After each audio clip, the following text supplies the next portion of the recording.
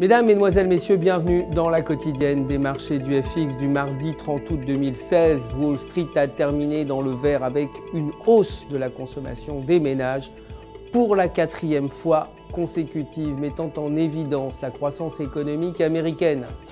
Le Dow Jones a progressé de 0,58%, le S&P 500 de 0,52% et le Nasdaq de 0,26%. Google a également progressé de 0,34%, clôturant la séance à 772,15 $ l'action.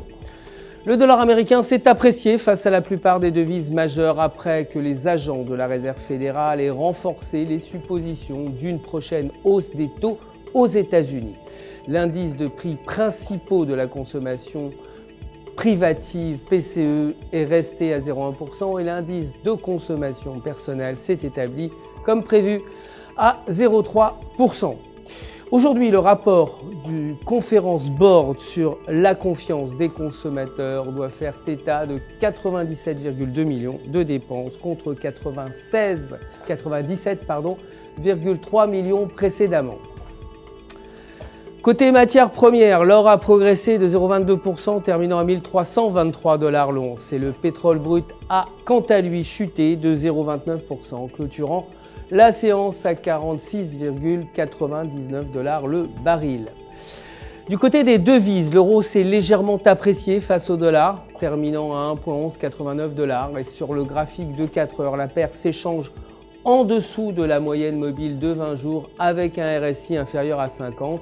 Si elle franchit la moyenne mobile, la paire pourrait de nouveau s'échanger aux alentours de 1,1300 $, tandis qu'un repli sous la moyenne l'entraînerait vers 1,1000. Aujourd'hui, l'indice des prix à la consommation préliminaire allemand et l'indice des prix à la consommation flash espagnol sont respectivement attendus à 0,1% et 0,5%. La livre, pour sa part, la livre sterling s'est dépréciée face au dollar, clôturant à 1,3106 sur le graphique de 1 heure. Le câble a franchi la moyenne mobile de 20 jours et se situe au-dessus du support à 1,3030. Si le câble parvient à rester au-dessus de la moyenne mobile, une hausse vers 1,3200 est à prévoir, mais si toutefois, un repli sous 1,3030 est prévu avec un momentum inférieur à 0. La tendance pourrait s'inverser et entraîner le câble vers 1,3000 $.